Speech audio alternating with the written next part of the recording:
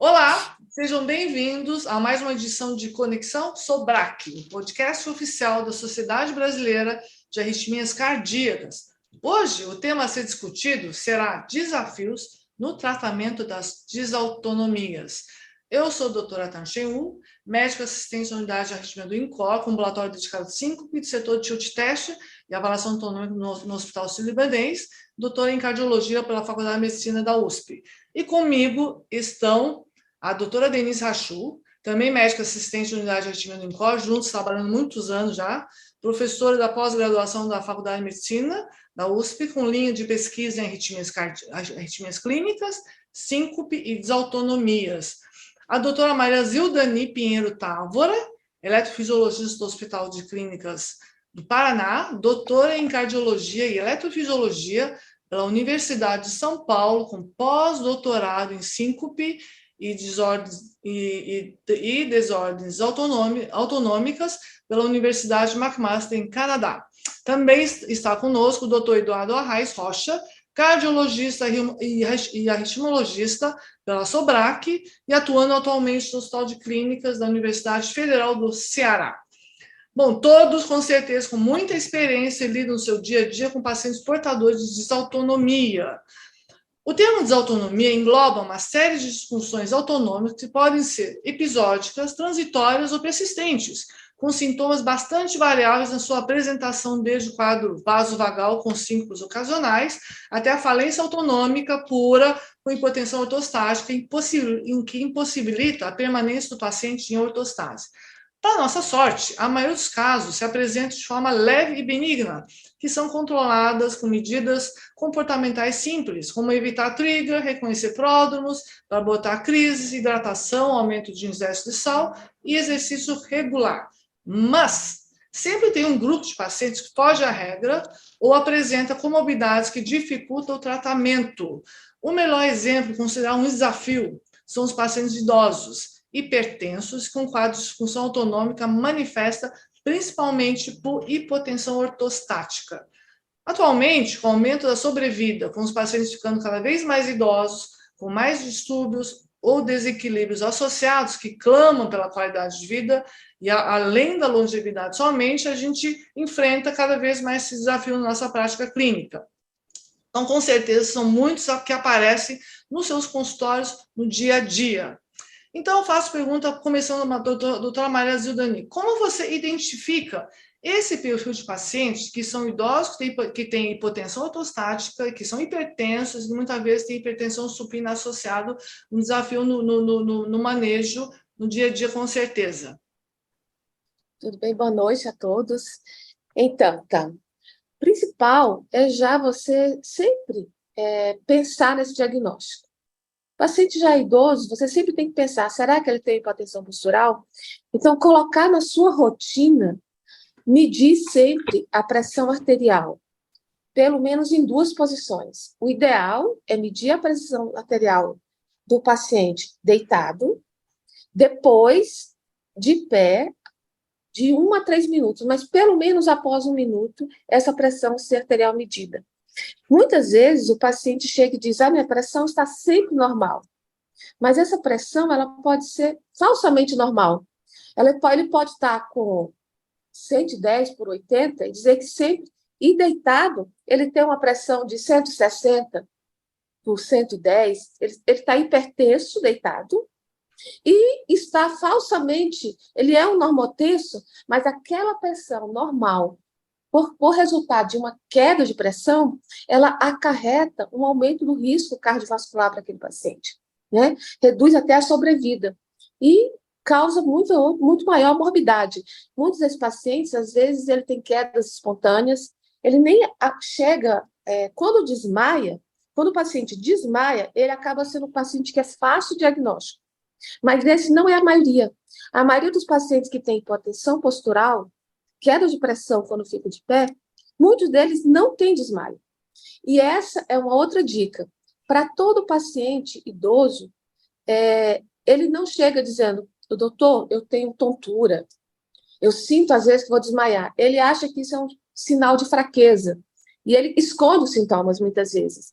Então, é muito importante que o cardiologista pergunte, faça uma anamnese direcionada. Sempre pensar, ele pode estar fazendo hipotensão, já que é idoso. Então, perguntar se o paciente, o senhor tem tontura, às vezes tem que se segurar ou se sentar para passar o mal-estar. Tontura ou mal-estar são sintomas bem frequentes. Isso você vai aumentar muito a sua suspeita diagnóstica, né? Porque muitos deles que nunca referiram, eles vão admitir que têm sintomas, sim. Então, além desses sintomas de tontura, intolerância ao exercício, pacientes percebem, às vezes eles acham que é só pela idade, mas muitos pacientes começam a ter dificuldade até de caminhar em casa, por causa dessa pressão que está caindo progressivamente quando ele fica em pé.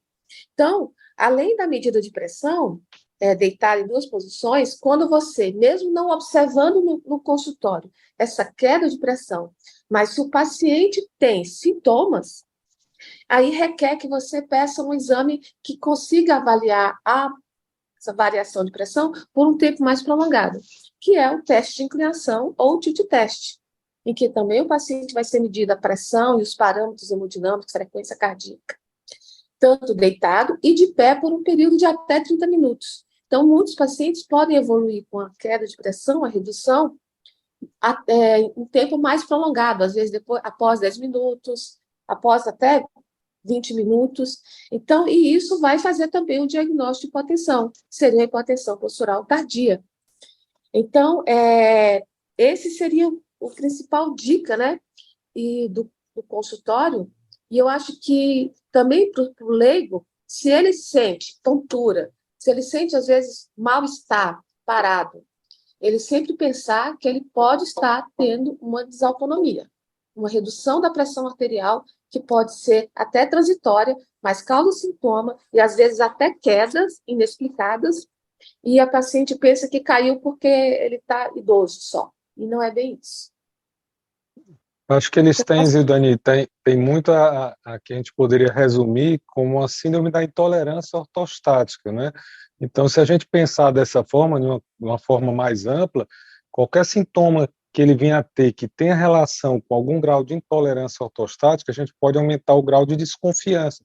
Isso, às vezes, é aquela fadiga, mas é só aquela indisposição dele permanecer um pouco mais de tempo em pé, e se atribui isso a uma série de outras causas e às vezes não se pensa na desautonomia. Você diz, ele não consegue fazer nada, o exercício, não consegue fazer a atividade, que às vezes ele tem incompetência cronotrópica pela desautonomia, ele tem essa hipotensão postural mais tardia, que não é vista logo de imediato, e isso, às vezes, o resultado disso, a demonstração é a incapacidade ao exercício, a atividade que ele não faz.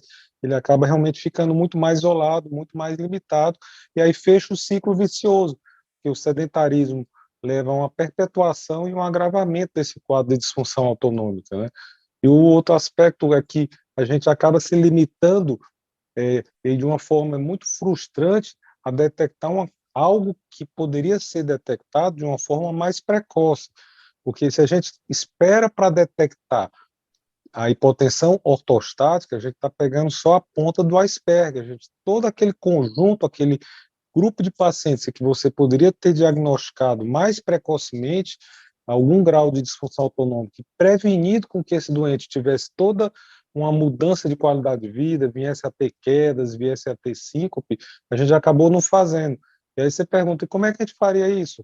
De uma maneira muito simples, quem são os grupos de alto risco? Se eu penso que eu estou no consultório, eu estou no ambulatório, e eu atendo um doente que é de um grupo de alto risco, eu penso que esse doente possa vir a evoluir com desautonomia, então eu tenho que pensar em fazer alguma metodologia que eu tenho disponível a poder fazer um diagnóstico mais precoce.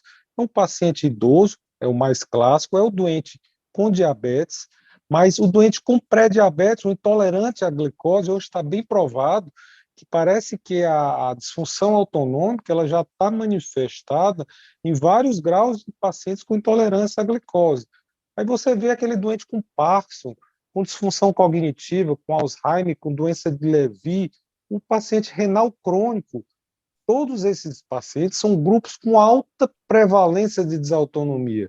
Então, assim, você diagnosticar hipotensão ortostática neles, você está fazendo um atestado de gravidade e pode modificar algo da evolução, mas é algo realmente muito tardio, porque esses grupos de alto risco poderiam ter sido diagnosticados muito mais precocemente. E aí a gente pode depois discutir como poderíamos fazer sobre isso, para tentar diagnosticar isso mais precoce.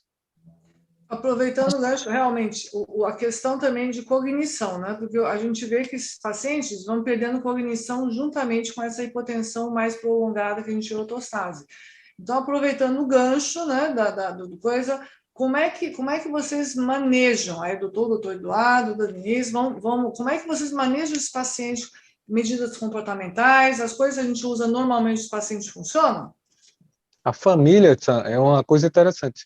A família, ela precisa ser conscientizada disso, porque ela nunca vai entender isso que você falou, que a hipotensão ortostática é que está agravando a disfunção cognitiva muito mais do que os curtos períodos que ele tem de hipertensão em posição supina, né? Então, assim, isso é difícil, essa mentalidade você mudar. Então, eles não acabam te ligando, eles só te ligam e se remetem a você pela hipotensão quando isso está levando o doente cair ou desmaiar, né? Mas os outros quadros, eles não se incomodam muito, mas se passou de 16, aquilo já causa um pânico, uma insegurança, e ele já a tendência a ele querer usar o remédio de pressão, né? Então, isso é outra coisa, que essa mentalidade precisa ser mudada.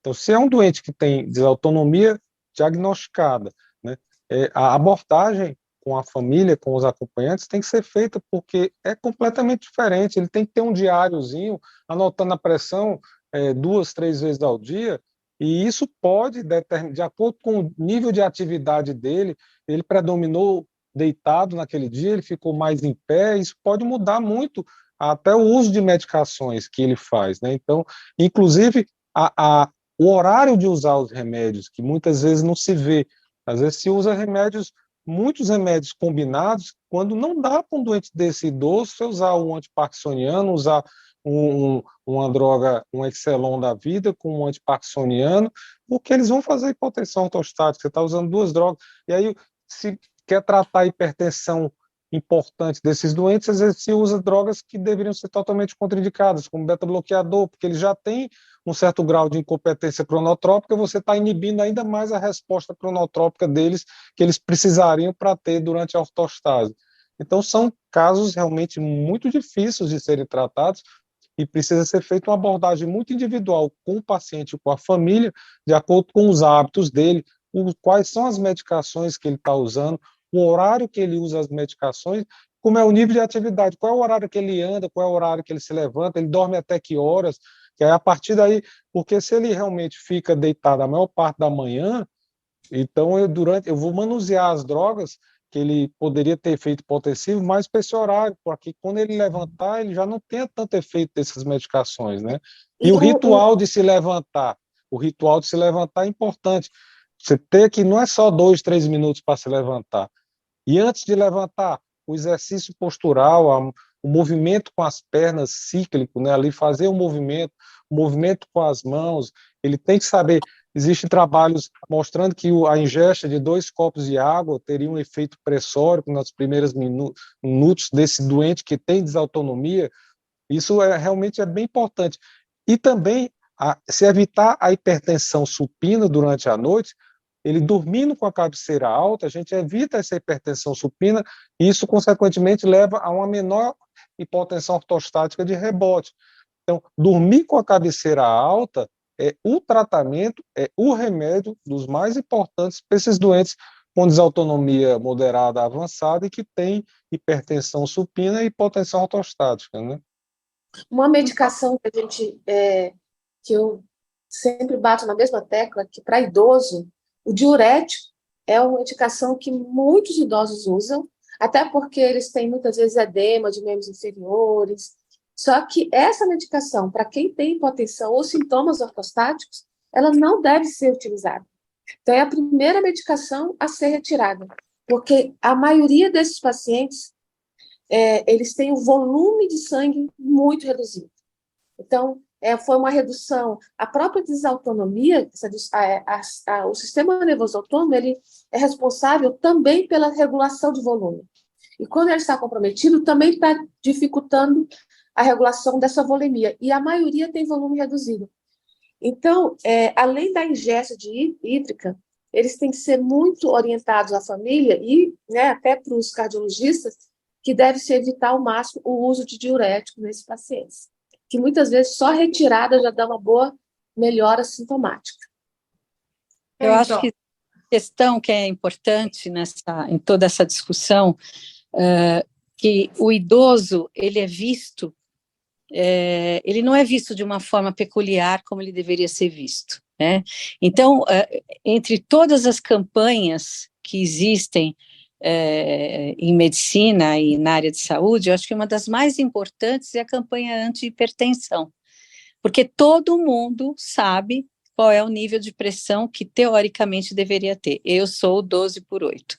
Então, isso é um perigo para o paciente desautonômico, como vocês mesmos colocaram aqui.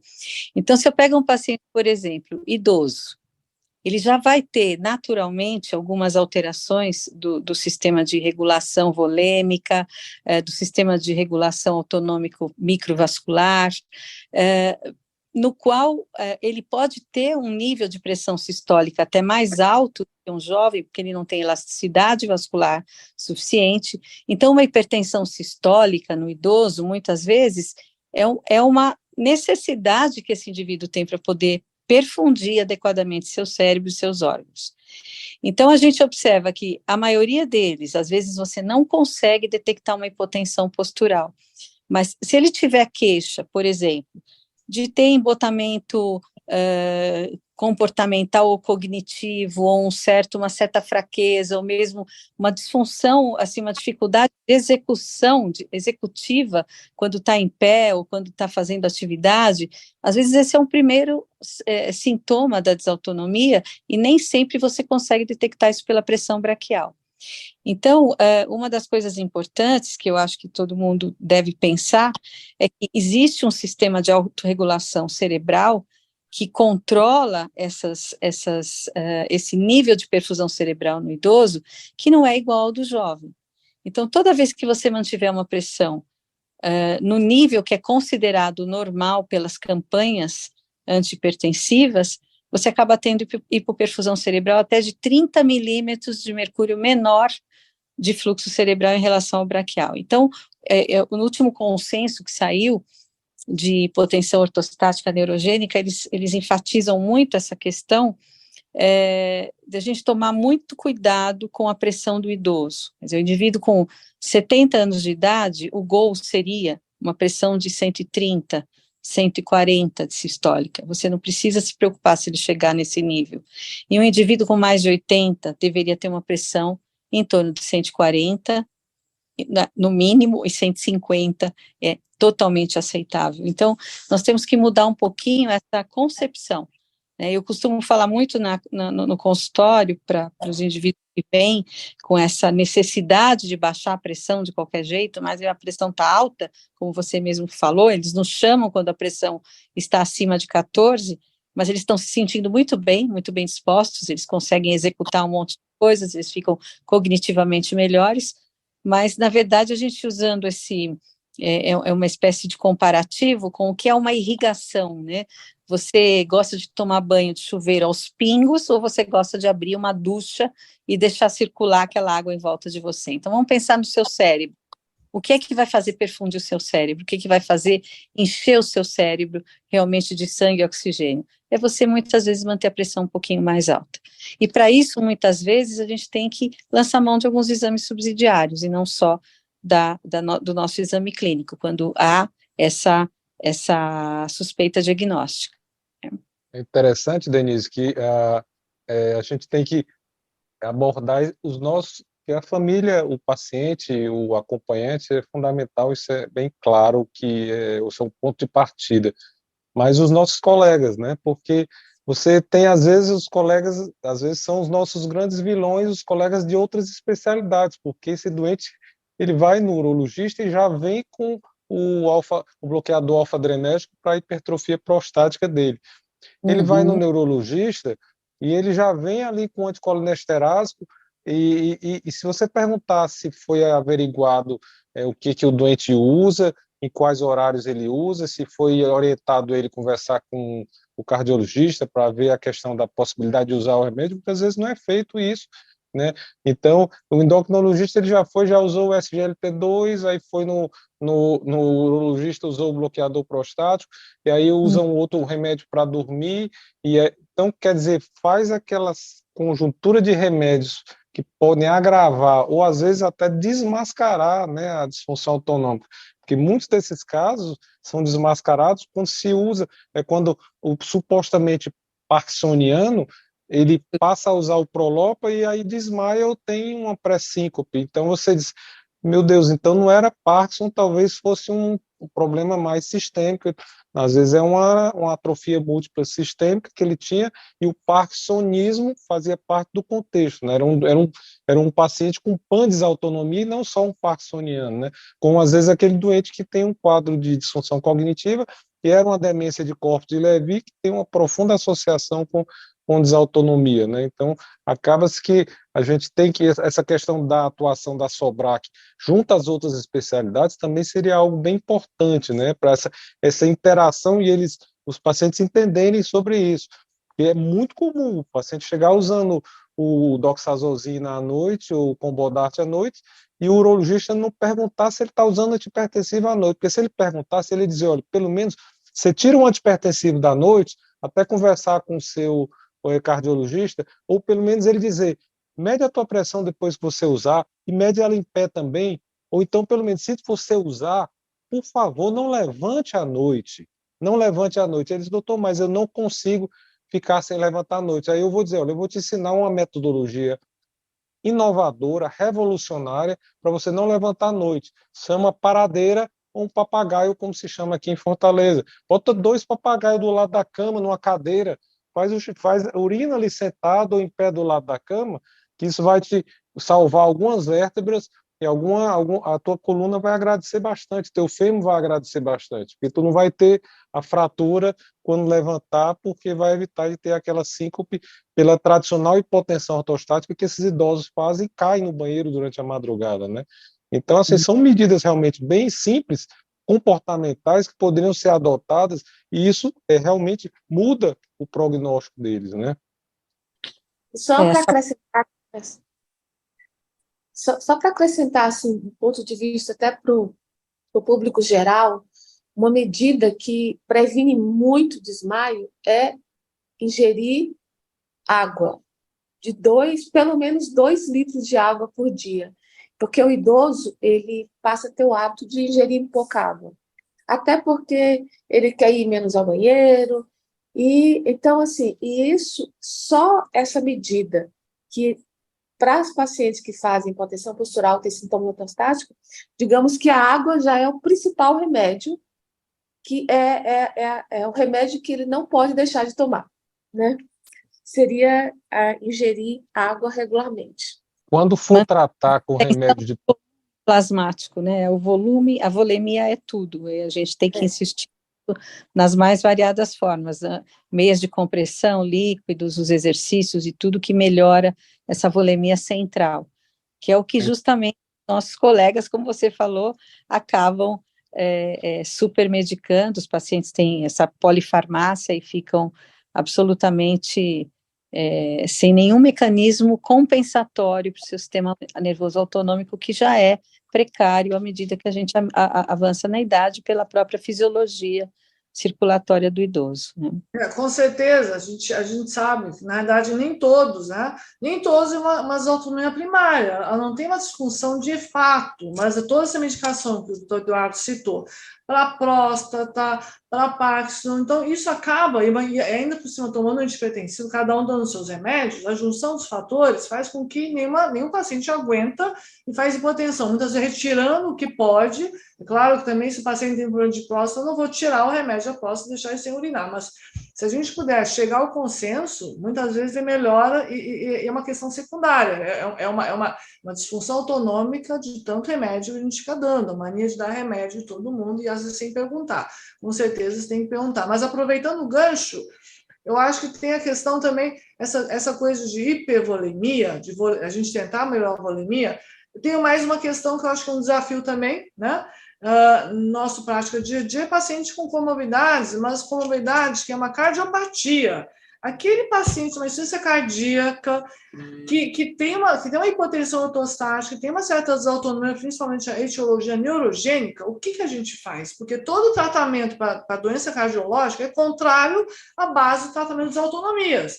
Então, eu queria saber como é que vocês tentam, acho que chegar naquele ponto, aquele que tanto usar no DOAC, o sweet spot, tentar chegar naquele pontinho daquele paciente, a gente tentar manter ele de pé, para que possa fazer as coisas diárias.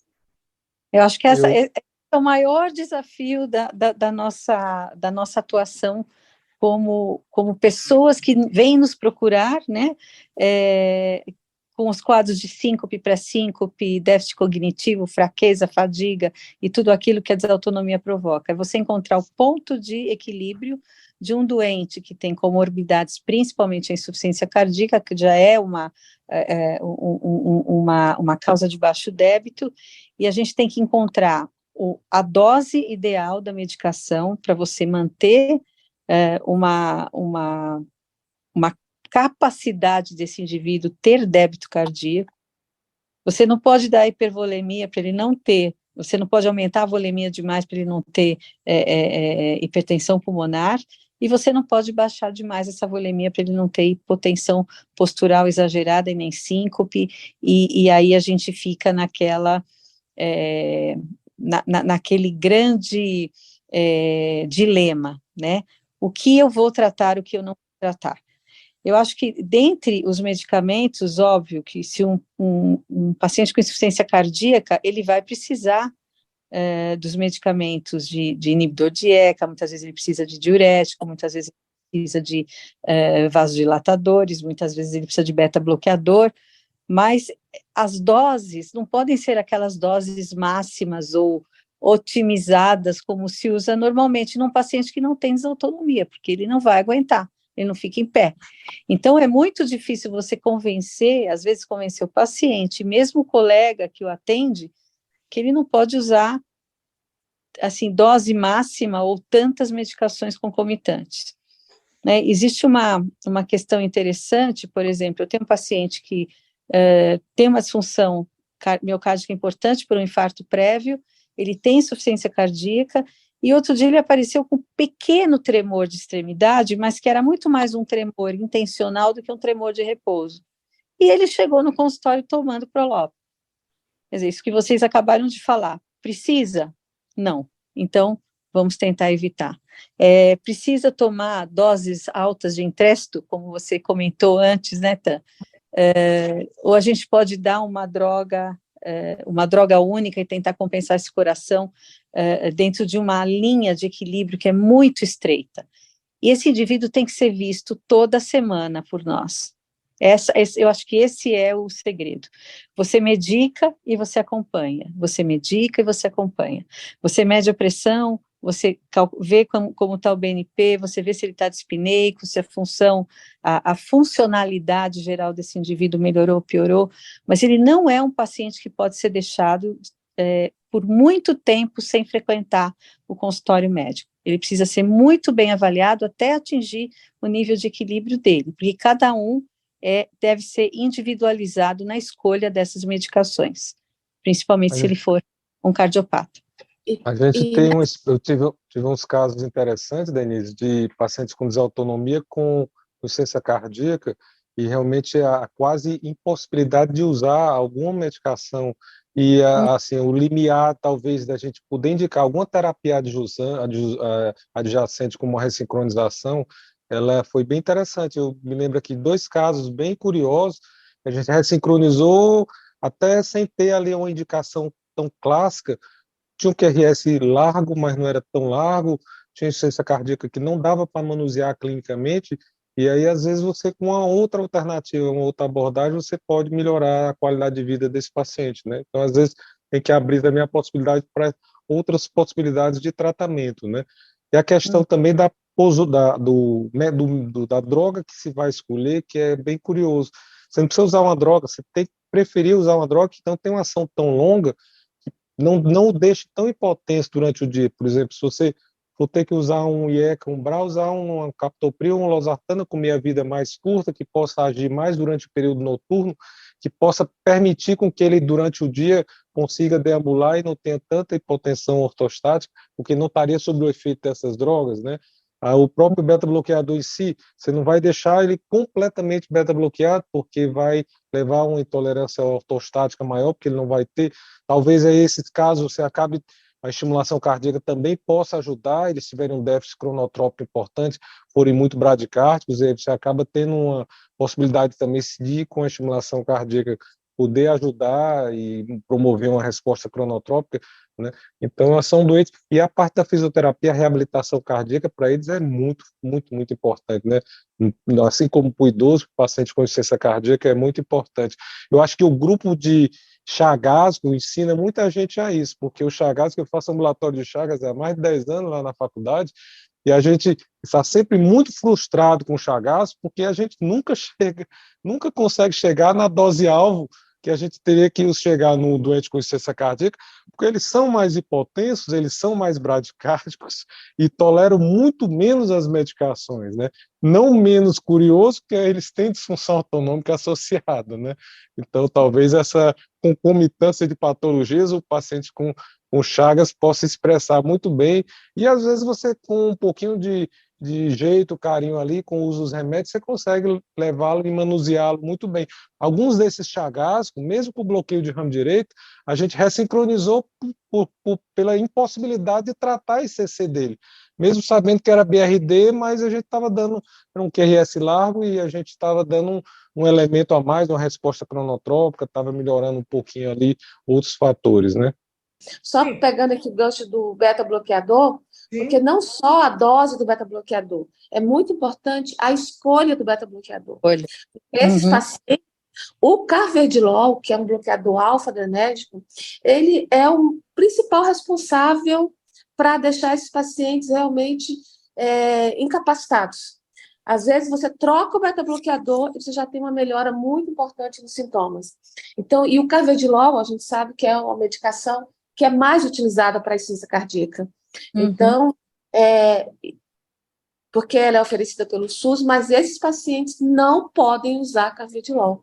O beta-bloqueador tem que ser substituído ou por um bisoprolol ou por um metoprolol, mas que não tenha a ação bloqueio alfa, que a desautonomia, o principal, já é uma alteração nessa resposta alfa-adrenérgica. Então, essa é a medicação que deve ser contraindicada. Isso é muito importante para o cardiologista ter sempre em mente. O Nebivolol também tem muito efeito vasodilatador, né? Também deveria ser evitado. Então, aproveitando, né, entrando no assunto, o gancho que o doutor Eduardo falou sobre reabilitação. A gente sabe que o exercício melhora muito a musculatura, levando a sensibilização à resposta vascular, melhora o retorno venoso e é um dos pilares do tratamento das desautonomias. Então, eu queria saber como vocês orientam, queria saber do doutor Denise, que tem trabalhado com a neuroestimulação, com o intuito de acelerar a resposta, de facilitar, possibilitando que o paciente que é muito, às vezes, debilitado, não consegue fazer o exercício de uma forma mais digamos, tradicional, possibilitando uma recuperação e estabilização mais rápida desses pacientes, né? E talvez seja o fato até mais importante agora na era pós-Covid, em que são observados pacientes de neuropatia periférica. Então, o paciente também tem uma comorbidade que dificulta um pouquinho essa parte de reabilitação, como acontece com pacientes de insuficiência cardíaca. Esse é um assunto interessantíssimo, que eu acho que está começando a ficar mais divulgado atualmente, né, que é da neuromodulação. O grande problema do paciente desautonômico é que ele tem uma intolerância não só à ortostase como ao exercício. Então você fala, você precisa fazer exercício, ele vai dizer para você, tá bom, mas eu não consigo ficar sentado, eu não consigo ficar em pé, eu tenho uma fraqueza muscular extrema, eu não tenho capacidade para fazer exercício.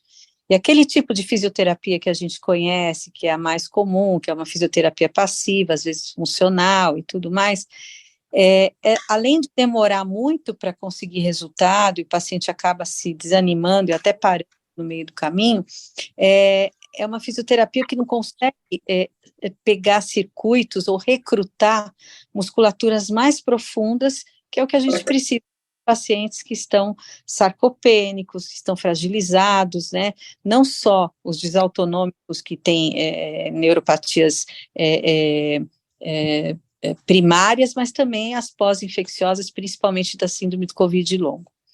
Então, uma coisa interessante, e que a gente está estudando muito atualmente, além de já existirem trabalhos na literatura demonstrando, é que você pode fazer, através de estimulação, tanto transcraniana quanto periférica, por meio de ondas eletromagnéticas, você consegue fazer recrutamento de alguns grupos musculares e fibras neurais que muitas vezes ficam ali inertes, né, pela imobilidade desse indivíduo. Então, por exemplo, na síndrome pós-Covid, o que aconteceu?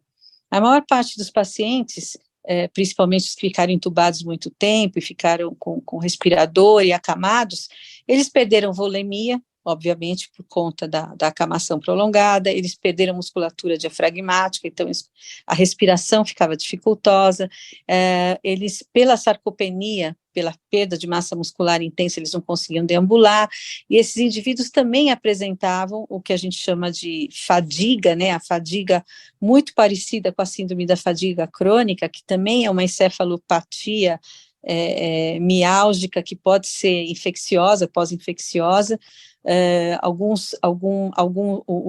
o vírus chegando no cérebro por meio do epitélio olfativo, ele diminui, ele bloqueia alguns circuitos importantes, não só circuitos de cognição, como circuitos motores.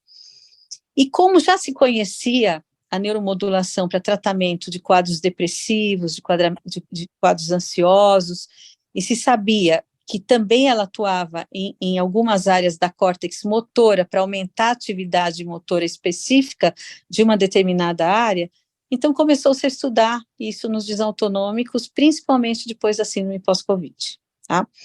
Então, você estimulando, por exemplo, determinadas áreas do cérebro, por meio de onda eletromagnética, que são protocolos muito bem estabelecidos já, você consegue melhorar a atividade motora, por exemplo, diafragmática, intercostal, e esse indivíduo consegue, então, junto com a estimulação, fazer os exercícios respiratórios, de inspiração com mais efetividade.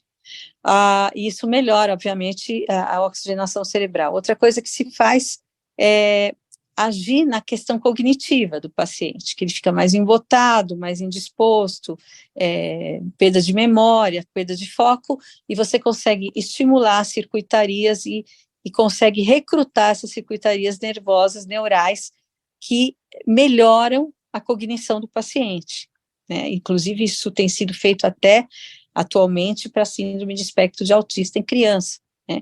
Então, tem várias aplicações para neuromodulação. E do ponto de vista periférico, a gente tem uma ação muito importante, porque se você usar onda eletromagnética, um campo bem focado num determinado grupo muscular, principalmente prensa abdominal, musculatura do abdômen inferior, da postura, da parte posterior das pernas e da coluna, da musculatura perivertebral, paravertebral, você consegue melhorar a postura desse indivíduo, você consegue melhorar a dinâmica circulatória desse indivíduo. E, consequentemente, esse indivíduo vai conseguir fazer exercício. Então, a gente começa fazendo esse tipo de exercício no indivíduo deitado, depois nós continuamos fazendo com ele sentado. À medida que ele consegue melhorar essa força muscular, ele passa, então, a fazer os exercícios isométricos convencionais, com elásticos ou pilates e o que quer que seja, até ele adquirir uma autonomia para poder fazer sua atividade física convencional em casa, com alguma supervisão sempre, é lógico. Inclusive, pacientes que têm pandesautinomia, atrofia multissistêmica, eles se beneficiam muito desse tipo de método. Por quê? Porque você consegue recrutar a musculatura do indivíduo que ele não conseguiria, porque ele não tem a placa neural funcionando, mas você recruta artificialmente, e aí ele começa a ter força muscular. Então, é muito interessante, é algo que está bem no início, mas já tem bastante gente estudando no mundo a respeito disso, e eu acredito que deva ser uma próxima grande promessa para o tratamento desses indivíduos desautonômicos. Doutor Zildani, como é que se orienta pacientes com mais musculatura para fazer exercício, por exemplo? A gente tentar fechar esse bloco, que já estamos no tempo avançando. Com mais musculatura, como assim? Paciente que tenha mais condições, Mais exercício condições. convencional, de uma vez citou. Como é que Sim. você orienta? Como é Sim. que você geralmente conversa com o paciente para ver essa parte mais convencional de exercício? Então, quando o paciente ele tem pouca tolerância à posição de pé, o ideal é que ele inicie a fazer exercícios em posição de decúbito, né? O Pilates, ele permite isso. Tem muitos exercícios que você faz com aparelhos, você pode fortalecer perna e braço, e é muito importante que você fortaleça realmente essa região, principalmente a região inferior, que vai dar mais suporte. Então, assim, a natação é outro exercício que os pacientes têm muito mais tolerância para conseguir fazer do que fazer uma esteira, por exemplo, uma caminhada. Por quê? Porque você não vai ter o efeito da gravidade. Claro, se é um paciente que tem desmaio, paciente mais idosos, uma outra alternativa é a hidroginástica. A hidroginástica com supervisão, esses pacientes também passam a ter mais tolerância, e aí a melhora deles, o exercício na água, eles passam até a ter uma melhora mais rápida, porque como eles conseguem fazer mais tempo o exercício, essa melhora é mais rápida. E uma coisa que eu oriento é que eles não precisam fazer, não pode iniciar uma natação ou hidroginástica para fazer 50 minutos. Você tem que começar progressivamente. Você pode iniciar com 15 minutos. Então, assim, até no início eu oriento que eles não devem passar de 15 minutos. Por quê? Porque esses pacientes, se eles fizerem, eles às vezes até conseguem fazer um exercício naquele dia mais prolongado. Mas esses pacientes, geralmente, eles vão ter o que chama fadiga pós-exercício. No dia seguinte, eles não conseguem fazer mais nada. Eles ficam de cama. E o que acontece? Eles não querem mais ir novamente fazer o exercício, porque eles passaram muito mal. Então, é até importante que a gente já antecipe, já diga que o exercício ele vai causar um pouco no dia seguinte, esse mal-estar. Então, orientar que eles não podem fazer dias seguidos, até pode dar 2 dias de descanso no início, um dia descansar 2 dias, e inicialmente realmente começar com pouca duração, né? A duração do exercício não pode ser, e tem que ser progressivo, né? E à medida que eles vão conseguindo fazer, ficar mais tempo na posição de pé, aí sim ele vai fazendo. E o que a gente observa é que a melhora, a gente obtém a melhora, sabe? Paciente que faz esse exercício e segue, mantém, ele passa, principalmente os jovens, né? Estou falando agora do pós-Covid, o paciente que teve a desautonomia e é jovem, ele passa a ter uma atividade realmente normal. Se ele se dedicar e fazer o exercício, fazer as medidas não farmacológicas, né, de água, melhorar a ingesta de sal, que é muito importante também para esses pacientes. E um fator que a gente acabou não comentando aqui, o estresse. O estresse crônico também é um fator que contribui para piorar os sintomas. Então, a gente orienta muito para o paciente ele ter essa importância que, digamos, a própria doença gera um estresse. Então, o paciente ele fica muito estressado em não poder realizar suas atividades habituais. E aquilo vira um ciclo vicioso. Então, ele não consegue realizar, se estressa e consegue cada vez fazer menos. Então, um tratamento também, o tratamento psicológico, deve ser considerado para esses pacientes. Um apoio psicológico e que ele deve ter uma rotina e aprender a lidar com o estresse e aprender a lidar com aquela própria incapacidade que, muitas vezes, no jovem, ela vai ser transitória. É um antidepressivo que você prefere, Zildani, para esses doentes, aproveitando o gancho? Assim, se o paciente não tiver ataque cardíaco postural, né, os inibidores da recaptação de serotonina e noradrenalina são muito bons, porque eles, de alguma maneira, sempre têm um pouquinho de... aumentar a noradrenalina vai ajudar, porque eles não estão respondendo bem à noradrenalina. Então, você aumentando a disponibilidade dela, ele vai ter uma resposta boa, melhor. O único paciente, agora, os pacientes que têm taquicardia postural, eles não respondem bem porque ela aumenta a frequência cardíaca. E como a frequência já é muito alta, mas tem muito paciente, o paciente que tem fadiga crônica, ele não tem taquicardia. Então, ele é um paciente que ele fica bem com essa medicação, quando você aumenta a disponibilidade da noradrenalina. E o idoso também. É interessante, viu, doutora? Eu acho que assim, uma mensagem para o pessoal que está nos ouvindo é que eu acho que cada local que você trabalhe, você deveria fazer um núcleo de fisioterapeutas em que pudessem ser drenados os pacientes para se fazer um trabalho específico voltado a esse doente com disfunção autonômica.